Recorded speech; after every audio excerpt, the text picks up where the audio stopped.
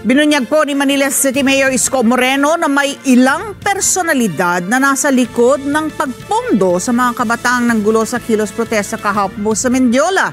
Samantala, umabot naman sa 216 na halos po mga kabataan ang inaresto dahil po sa riot. Kunin natin ang detalye sa live report ni Madeline Villar Moratillo. Mads. Yes, Ali, iniimbestigahan na nga ng mga otoridad kung sino-sino ang mga personalidad na nasa likod ng mga kabataan na nanggulo sa Mendiola sa Maynila kahapon. May mga personalidad na tinitignan ang mga otoridad na hinihinalang nagpondo umano sa grupo na nanggulo sa Mendiola kahapon. May mga sketchy report kami na funded ng isang abogado at isang Filipino-Chinese sa dating politiko. Those are sketchy report. Sila yung mga nagpondo sa mga bata. Ang Manila Police District may isang rapper naman tinitignan na posibleng nag-udyok umano sa mga kabataang nanggulo. Pero yung MPD po ba, meron ba kayong tinitignan na personality involved na pwedeng nag-fund sa kanila? Initially, nakuha lang natin doon, base na rin doon sa account mismo ng mga nasa kustodiya natin. Sila yung mga miyembro ng mga hip-hop gangster, no, na na-influensyahan sila sa isang tinatawag na rapper na individual, no, at hindi mo na natin banggitin. Sa datos ng Manila Police District, nasa higit 200 ang naaresto kahapon. Ang mga menor de edad na pasok sa kategoryang child in conflict with the law, inaalam kung naunawaan ang ginawa. Pero yung mga CICL naman, i-check yung kanilang discernment at pag napatunayan na they acted with discernment, alam nila yung ginagawa nila, mananagot sila sa batas. Children at risk, wala talaga tayo magagawa doon, wala silang pananagutan sa batas, pero meron silang civil liability, mga magulang nila. Sa gitna naman ng malakas na buhos ng ulan, nasa labas lang ng headquarters ng MPD ang kaanak ng mga naaresto. Giit nila, nagkamali umano ng nadampot ang mga pulis. Ano lang, nanonood lang daw po siya ron eh. Tapos, yun, hinuli na sila. Lahat ng nakatayo doon sa Mendiola. Pinaghuhuli na. Mabait po yun, basketball lang po hilig nun sa computer. Eh, nadala ng mga kaibigan na manood doon sa sa mga nagrarally. Ayan, nahuli. Siya nahuli kasi hindi niya napansin na nagkakahulihan na doon. Si Patricia naman nag-aalala dahil mula nang maaresto ang mister, hindi pa raw niya ulit ito nakikita. Natatakot na rin po kami, lumilipas po yung oras eh. Baka po ano na pong ginawa nila. Tsaka nangamba po ako, may dugo po kasi yung ng asawa ko. Eh hindi naman po nakipag-away yun eh. Kaya video nga po eh. Sabi na mali daw yung mga naaresto. Normal yun kasi sabi nga natin claim ng mga kamag-anak yun, normal yun at naiintindihan natin yun. Pero sabi nga natin sa part kasi natin, nakita naman natin na ginawa natin yung maximum tolerance at yung nakita natin wala kaming uhulihin na walang direktang kinalaman doon sa mga pangyayari. Nakita natin na may mga grupo talaga. Nagrally rin ng ilang militanteng grupo dahil ginigiit nila na mali umano ang iba sa naaresto ng mga otoridad. Sa datos ng MPD, nasa 75 pulis ang nasugatan sa gulo kahapon. 17 rito ang na-admit sa iba't ibang ospital. 11 ang unang dinala sa PSG Station Hospital pero inilipat din sa PNP General Hospital.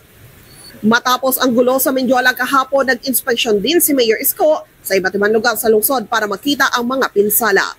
Papunta MacArthur Bridge, tapos na. Kasi ito, Top Avenue naman. Baboy na baboy talaga. Pati pader, pati private, pati bangko. Inisprayan nila. We're cleaning up their mess. Sa pagtaya niya, nasa milyon-milyon ang halaga ng pinsala sa nangyari kahapon. Ali, bagamat hindi pinangalanan ng MPD, naglabas ng pahayag ang rapper na si Superfly para ihaya o pabulaanan na nag-udyok siya o naghikayat sa mga kabataan na pangunahan nga yung nangyaring gulo kahapon.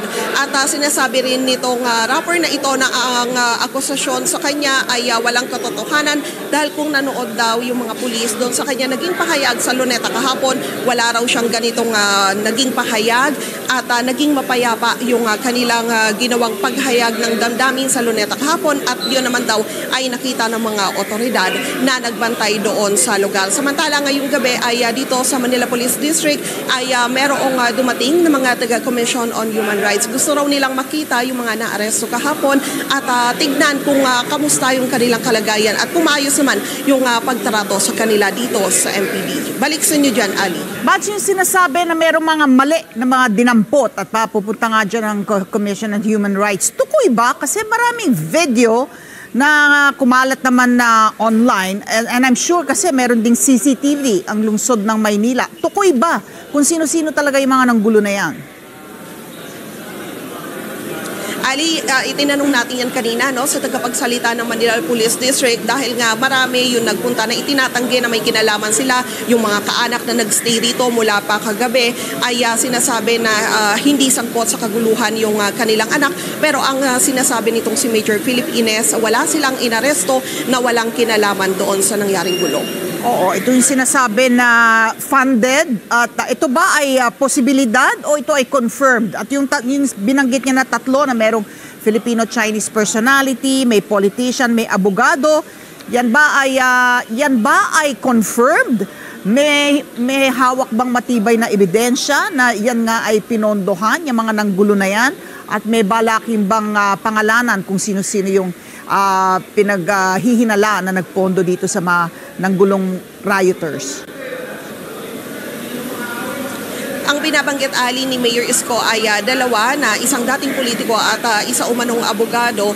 Yun ay batay daw sa kanilang sketchy report pa lamang. Kaya ayaw niya muna magbanggit ng pangalan sapagkat patuloy pa yung kanilang ginagawang investigasyon. Sapagkat sa report din daw na nakarating sa kanila, meron daw kasing nagdala dito sa mga kabataan na ito, dito sa Maynila, na yung mga kabataan daw na yan ay nanggaling pa sa iba't ibang lugar at dinala lang dito na ang layunin nga magkasik ng kaguluhan. Oo. Bilang huling katanungan na lang, dahil nga mayroong mga menor de edad, Mads, paano ba sila? Diyan ba, nakahiwalay ba doon sa mga nasa wastong gulang ang kanilang pagkakadetine?